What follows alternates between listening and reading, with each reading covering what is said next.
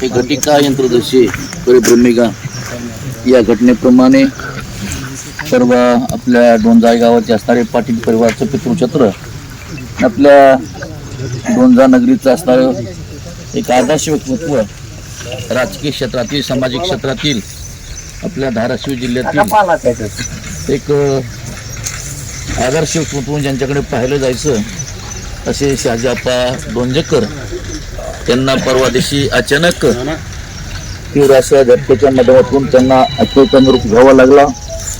खऱ्या अर्थाने आप्पाच्या जाण्याने फार मोठे समाजातली हानी झालेली आहे.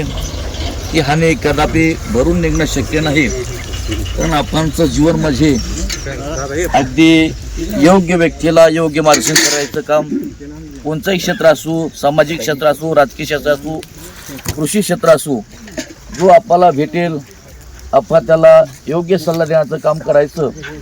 खऱ्या अर्थाने आपल्याला काही छंद होता, शेतीचा छंद, राजकीय कार्याचा छंद आणि वाचनाचा छंद, असं ज्ञान सर्वांगाने परिपूर्ण असणारे आज आपल्यातून निघून गेले आहेत. त्यांच्याकडे जी हातोटी होती ती हातोटी इतरकडे पाहायला भेटत नाही.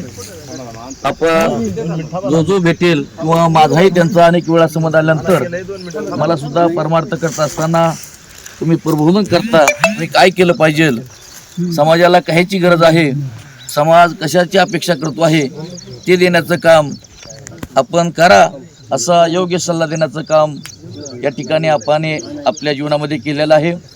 खऱ्या अर्थाने आपल्या डोंजा गावामध्ये जे जे खऱ्या अर्थाने पुढे गेलेले आहेत, स्वतःच्या पायावर उभा राहिलेले आहेत, खऱ्या अर्थाने त्याला सिंहाचा वाटा कोणता असेल तर आप्पा आहेत.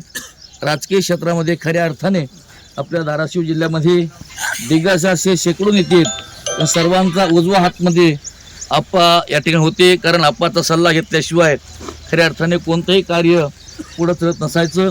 असं आदर्श व्यक्तिमत्व खऱ्या अर्थाने आज गेली 40 वर्षापासून या भागामध्ये फिरत असताना आप्पाने मला काही सल्ला दिला, आप्पाने योग्य मला मार्गदर्शन केलं. खऱ्या अर्थाने ते घेण्यासारखं होतं. खऱ्या अर्थाने आमचा मुलगाही असेल तेव्हाच आप्पाने मुलाचं कीर्तन ऐकल्यानं त्यावेळेस त्याच्यामध्ये काय उणीव आहे, खऱ्या अर्थाने मार्गदर्शन करत असताना उणीव काय आहे ते आबा कधी झाकून जाण्याचे, असं केलं पाहिजे, असं करा, असं केल्याने असं होईल, खरं तर सल्ला देण्याचं काम केलेलं आहे.